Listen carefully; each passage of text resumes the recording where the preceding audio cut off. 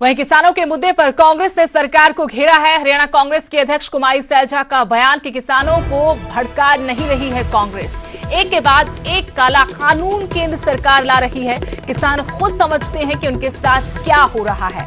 लगातार बीजेपी की तरफ से कांग्रेस को निशाने पर लिया जा रहा था और जब पिपली महारैली के दिन भी किसानों पर लाठीचार्ज हुआ तो सरकार की तरफ से कहा गया कि ये किसान नहीं थे बल्कि कांग्रेस के कार्यकर्ता थे। इस पर अब कांग्रेस की तरफ से कुमारी सैलजा का पलटवार। उन्होंने सरकार को घेरने की कोशिश की, कहा कि कांग्रेस किसानों को नहीं भड़का रही, एक के बाद एक केंद्र सरकार है जो काले कानून ला रही है। किसान खुद समझते हैं कि उनके साथ क्या हो रहा है। खुद समझते हैं कि उनके साथ क्या हो रहा है। कोई बाहर से नहीं आ रहा उनको बरगलाने के लिए। किसान समझदार लोग हैं और अगर किसानों की ये भारतीय जनता पार्टी सरकार सुनती तो शायद ऐसी स्थिति पैदा ना होती। कोई भी कानून लाने से पहले जो स्टेक होल्डर्स हैं उनसे बातचीत करना ज़रूरी होता है। इन्होंने किसी बातचीत में कभी विश्वास तो रखा नहीं। एक के बाद एक काले कानून ले आते हैं और लोगों को मजबूर कर देते हैं कि वो सड़क पर उतरे। पिछले दिनों भी आपने देखा कि किसान लोगों को सड़क पर मजबूरन उतरना पड़ा। किसानों के ऊपर इस तरह की बात मढ़ देना कि उनको समझ ना हो, ये इनकी बहुत बड़ी भूल है। उधर कृषि अध्यादेशों पर बीजेपी सांसद सुनीता दुग्गल का भी बयान आया है। कहा किसानों के मुद्दे पर सिर्फ राजनीति कर रही है कांग्रेस, किसानों को बरगलाकर सड़कों पर उतारा जा रहा है। कृषि अध्यादेशों पर बीजेपी सांसद ने चैलेंज भी किया है, कोई भी अध्यादेशों को किसान विरोधी साबित कर दे। एक तरफ जहां कांग्रेस इसे काला कानून कह रही है, किसानों के साथ खड़ी नजर आ रही है, तो वहीं बीजेपी की तरफ से सांसद सुनीता दुग्गल ने चेतावनी दी है, चैलेंज किया है। कहा कि कोई भी अध्यादेशों को किसान विरोधी साबित करके दिखाए। किसानों के मुद्दे पर उन्होंने राजनीति करने का आरोप लगाया है। कांग्रेस पर किसानों को बरगलाकर सड़कों पर उतारा जा रहा है। उड़ीसा से लोकसभा सांसद सुनीता दुग्गल हमारे साथ बात करने के लिए मौजूद हैं।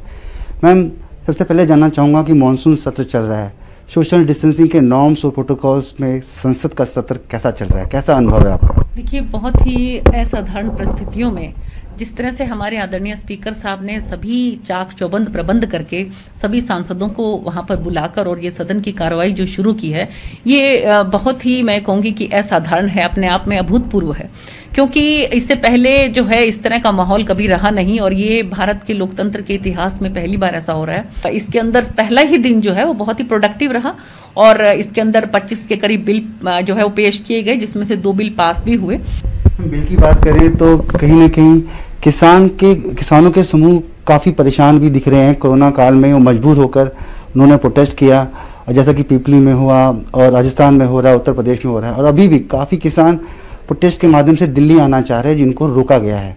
मैं जानना चाहूँगा कि आप क्या राय रखती हैं इन 3 अध्यादेशों के बारे में जो कि साफ तौर पे किसान हितैषी बताए जा रहे हैं, आपकी क्या इसमें राय? देखिए, ऐसा है कि कल इसी बात को लेकर आदरणीय कृषि मंत्री श्री नरेंद्र सिंह तोमर जी ने बिल्कुल स्पष्ट रूप से बताया कि ये पहली बार इस तरह के बिल आ रहे हैं, क्योंकि हमारे आदरणीय प्रधानमंत्री जी की ये मंशा है, उनकी ये सोच है कि हमारे किसान जो है उनकी आय जो है, उनकी आमदनी दुगनी होनी चाहिए।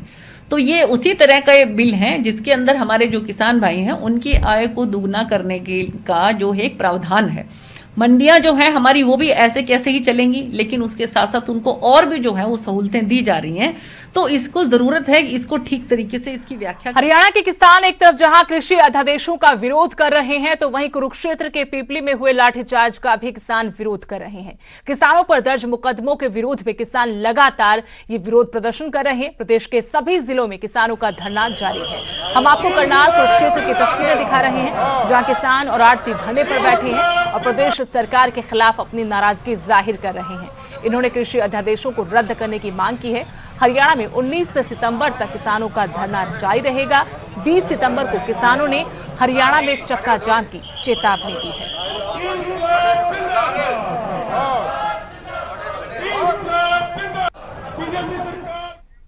हरियाणा ही नहीं बल्कि पंजाब में भी किसानों का प्रदर्शन जारी है। हम आपको प्रदर्शन की 6 तस्वीरें दिखा रहे हैं। ये तस्वीरें हैं रोपड़, मोगा, फरीदकोट, गुरदासपुर, लुधियाना और खन्ना की, जहां किसान कृषि अध्यादेशों का विरोध करते नजर आ रहे हैं। कोई प्रोटेस्ट ना किया जाए, कोई लोगों का कट ना। और यहाँ रुकेंगे छोटे से ब्रेक के